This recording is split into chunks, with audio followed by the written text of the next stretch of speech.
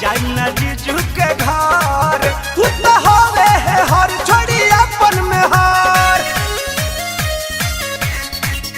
उतना होवे है हर छोड़ी अपन में हार हमके पाजा में लगी है धारे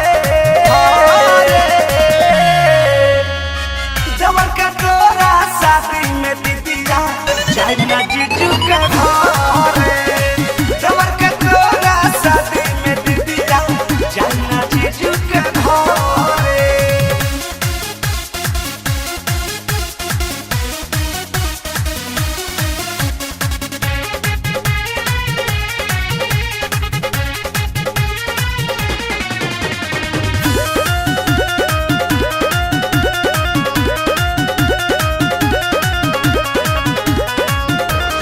भईनी से जान पावे हमारे पर ध्यान न से दिए समान कोइले बाणे पलान ए भौजी जब से भईनी से जान पावे हमारे पर ध्यान न से दिए समान कोइले बाणे पलान छोट निबुआ को दिए बड़े बड़े देवर के तोरा शादी में दीदिया जाई ना जीजू के घरे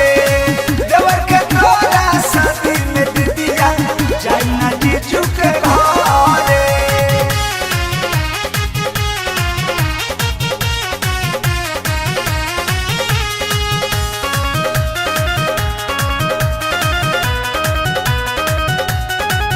बड़ लमहर मरद देती है दर्द पर मदियारुन बिहारी पार कह दी है हद बड़े लमहर मरद देती है दर्द पर मद सोनू नीरज पार कह दी है हद हम नीचे रही है ऊपर देवर के तोरा शादी में दीदिया जाई ना जीजू के घरे देवर के तोरा शादी में दीदिया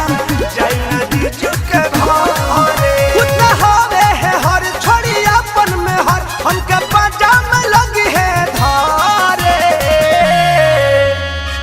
जबर के तोरा शादी में दीदिया जाई ना जीजू के घर